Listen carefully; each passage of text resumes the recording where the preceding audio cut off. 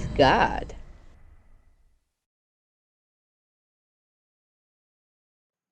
Hello guys, welcome back to today's video in which we're going to be tackling the triangle angle sum theorem. But in this case, we are going to be using our knowledge of the triangle angle sum theorem to solve two triangles with two different unknown values of angles. So let's begin. So guys, if you remember from our previous video, which I will be linking down below, um, we have the triangle angle sum theorem, which said that when we have a triangle, the sum of the three angles of that triangle are going to give us 180. So they are supplementary, right? So when we take a look at this problem, we actually see that we have two triangles, the one on the left and the one on the right. And we see that we have an unknown value or x and another unknown value of y. And today we're going to try to solve this problem. Okay, so if you want to, feel free to pause the video. Otherwise, let's begin. Okay, guys, so let's call this P, Q, R, S, and T. Okay, so we have two triangles. So in the triangle PQR, we know that the measurement of angle PQR plus the measurement of angle QRP plus the measurement of angle RPQ is equal to 180 degrees, right? And because we have 2 out of the 3, we can actually find the value of angle RPQ pretty easily. So PQR is this one, which is going to be 46 degrees. The measurement of angle QRP is going to be 36 degrees. And then we have the value of RPQ, which is just going to be x. So we are going to find it.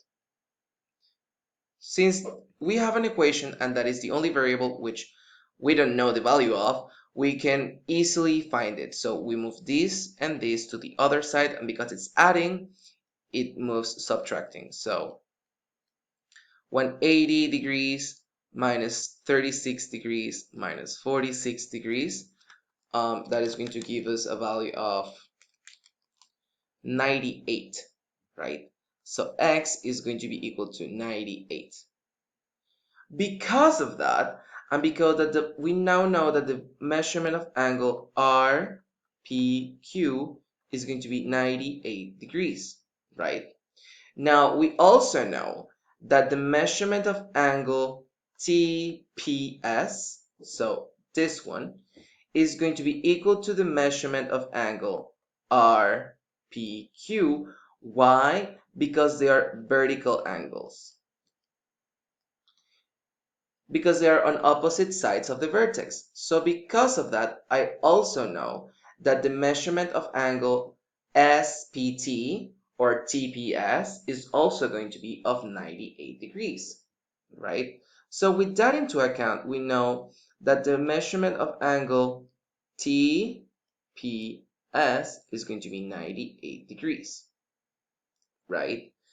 Now, because of that, we now know that this is going to be 98 degrees. And we also know that the measurement of angle PST, which is this one, is going to be 44 degrees. So we're just missing one, and we already have 2 out of the 3. So we can use the same logic. So the measurement of angle PTS plus 98 degrees, which is TPS, and PST, which is 44 degrees, is going to give us a total of 180 degrees. So the measurement of angle PTS is equal to 180 minus 98 minus 44. So that means that the measurement of angle TPS is going to be equal to 180 minus 98 minus 44, which is 38 degrees.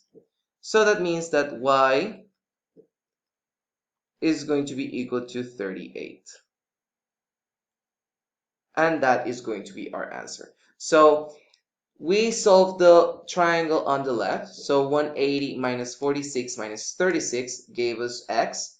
And now that x, by vertical angle theorem, we find that 98 is also on the other side. And when we add that to 44 and we subtract that to 180, that is going to give us the missing value of y, which is 38. So that's pretty much it for today, guys. Feel free to rewatch the video and redo this problem on your own, and I'll see you guys in the next one. Bye! Check out these other videos to improve your math skills, and make sure you click that subscribe button to make the community grow. Follow ohmathgad in its social media accounts, drop a like, a comment below, and see you on the next one. Bye!